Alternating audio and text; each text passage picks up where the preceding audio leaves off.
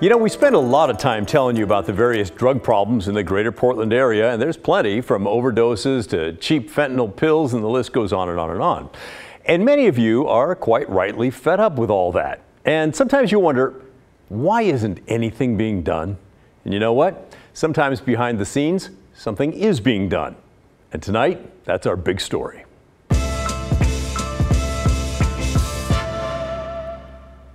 We're starting off with a story about how local and federal police agencies took down 3 big drug distribution rings in our area. They sent 16 people to prison and disrupted some, but certainly not all, the drugs flooding into our area. Our guide to help explain what happened is an assistant U.S. attorney named Will McLaren. He's the one who prosecuted the cases here. The 2 biggest drug rings, according to McLaren, were supplied by cartels out of Mexico. He said it all began back in late 2020 when the DEA got a tip. The Drug Enforcement Administration is the lead on investigations, so federal agents will become aware of the potential operation and they'll just start exploring them. For these groups particularly, a couple of purchases, big drug purchases in late 2020 and early 2021 led the DEA to think they were dealing with more than just street dealers and were instead dealing with something potentially organizational. So they get a tip, they go make some buys, they see there's a lot of quantity available, and they think there's more.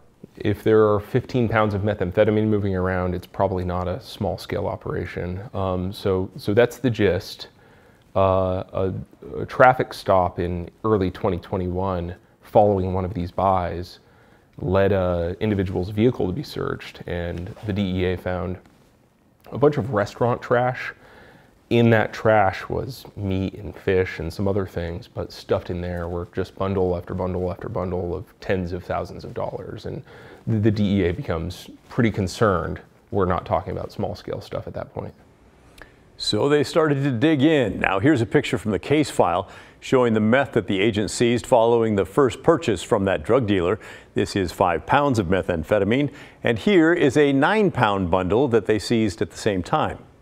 Now, in the spring of 2021, the feds continued to work the case and dug even deeper into the drug ring.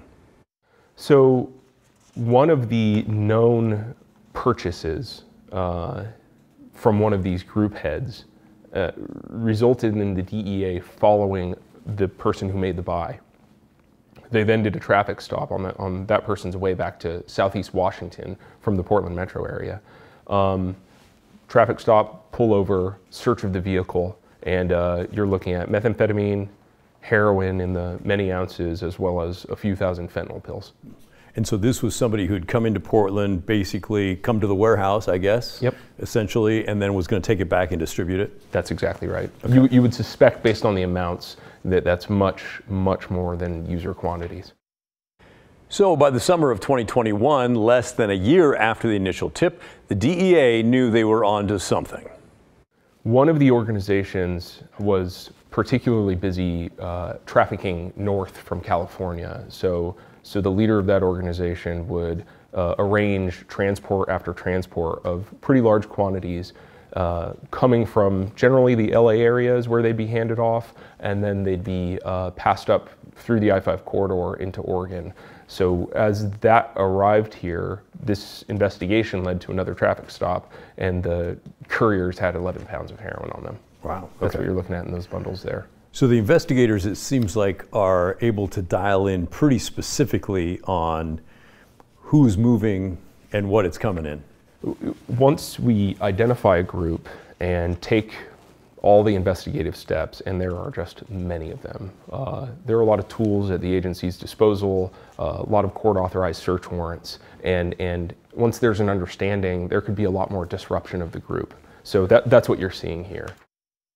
He said the DEA began to seize the drug shipments, and then members of the drug ring started to get paranoid. They started to believe that there was a mole amongst their group, someone on the inside working with police.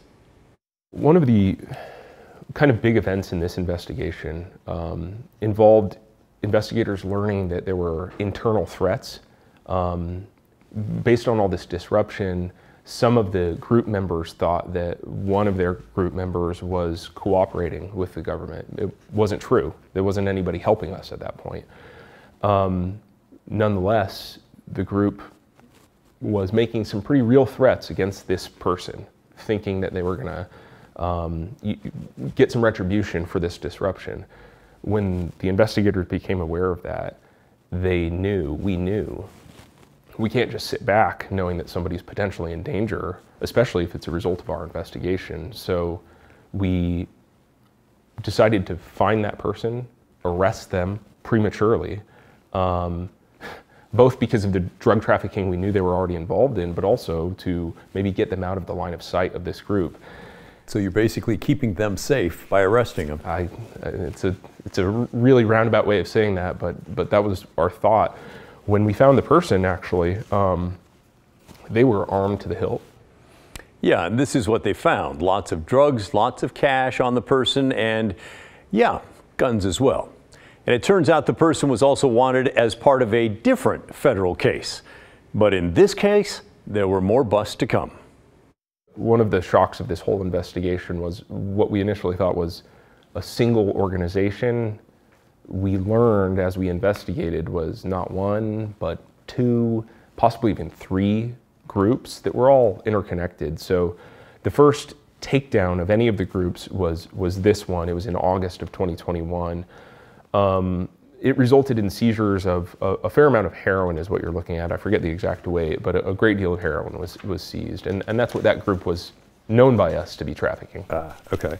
And then this one is also August of 2021, search warrant and gun seizure. That's right. Around the same time, another step in this, a number of guns, a number of drugs were seized from another individual who was involved with these groups. So the DEA, with the help of a lot of state and local police in Oregon and California and Eastern Washington, they're starting to close in. Then in September of 2021, they do. They swoop in and they take down one of the organizations. This is a takedown of one of the other groups here. The last takedown involved a number of search warrants at premises, including in Beaverton.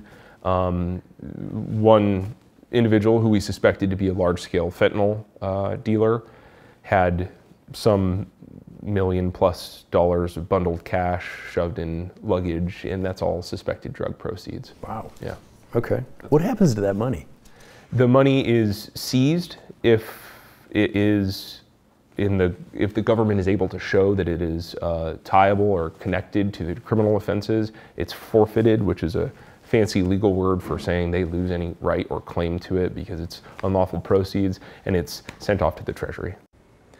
Now, they also found a lot more drugs there. This is several pounds of cocaine, and this is more cocaine, and this is heroin, all found in the Beaverton house. Over the course of the investigation, the feds got 70 different search warrants used for all sorts of things, from phone taps to tracking cars and a lot more. In the end, here's the grand totals. Investigators seized 200,000 counterfeit oxycodone pills containing fentanyl, 2 pounds of powdered fentanyl, 40 pounds of methamphetamine, 45 pounds of heroin, 13 pounds of cocaine, 9 firearms, and more than $1.4 million in cash that was stuffed in those suitcases. 16 people were charged and eventually pled guilty. The last one happened just this week. The sentences ranged from time already served to 12.5 years in federal prison. It was 6 for the first takedown, okay. A group of 6. That was the group that was moving north and south, California to Oregon. Another group of about 10, and that's the group that also had ties in California, ties in the Portland metro area, and then some in the southeast Washington area. And then there were a number of other cases relating to people that you kind of find along the way and discover to also be involved. So ultimately there are 5 separate cases, 2 major conspiracies, and 3 separate organized cells. And with the drugs that we see on the streets of Portland, and people are saying, where's all this coming from? Is this part of the answer? I think it's part of the answer. That's right. You can sort of see, even within these groups, that the highest tiers of the groups are the people organizing the trafficking, sort of calling up the shipments, managing where they ultimately land. And then in the lower tiers of the group, they may be people who are the final street dealer, who are redistributing it amongst their friends, amongst their associates. So that's probably a big part of the answer, these massive trafficking organizations. Now, there are other investigations in the works. They do take time, remember. These started 4 years ago, and people started pleading guilty back in 2022. But I did want to bring you this story to show you, in case you doubted, that there are lots of networks of organized crime bringing drugs into our communities all the time. It's happening on a large scale, and you don't just have to take my word for it. This drug trafficking, it's just a different thing altogether. And I think the community is often baffled by 15 pounds of methamphetamine in one place, hundreds of thousands of fentanyl pills. It's a real thing that's happening, and it's happening in many parts of our country, and we're doing our best to disrupt and dismantle, like we said. But it sounds like it would blow our mind if we really saw the whole picture. It blows my mind all the time, and I think that's right. Yeah. I also wanted to bring you this story to let you know the cops are not just sitting around either. They are working the cases, and I'm sure we'll hear about more soon. So, what about you? What do you think about hearing after all of this? Anything stand out to you? Let us know, will you? You could email us. The address is thestory@kgw.com, or call and leave a voicemail. The number is 503-226-5090.